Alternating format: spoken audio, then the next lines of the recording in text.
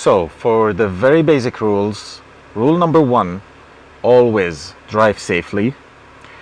What we do on the cameras and on the set, we always go on closed locations, okay? We always obey traffic rules, especially on public roads, no speed limit exceeding, and under no circumstances, no reckless driving. Without further ado, we present to you the Dart Performance 335 BMW. So 1, that car is the perfect daily driver. It will give you the 500 horsepower, 0 to 100 in less than 4 seconds.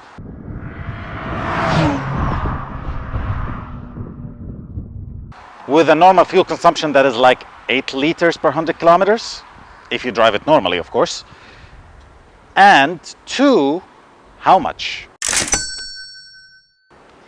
Imagine that we started off with a car that we got it for only 15,000 dirhams. 15,000 dirhams, that's like $4,000.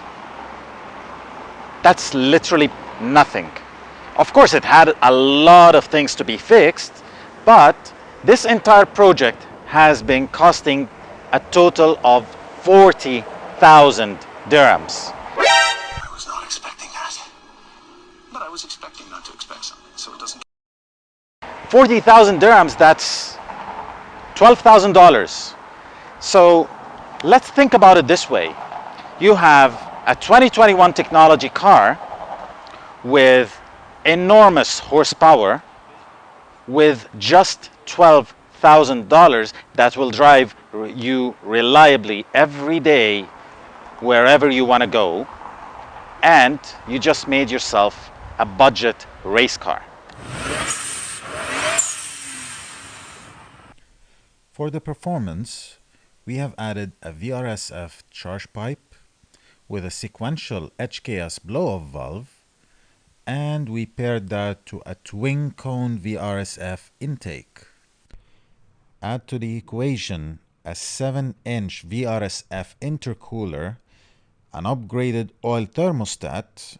Especially for these hot conditions, it's ideal to get the maximum power.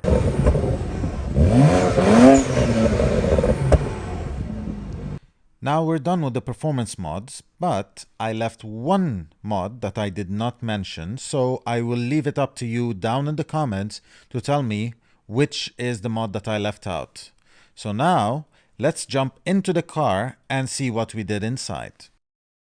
The steering wheel has been refurbished with natural leather.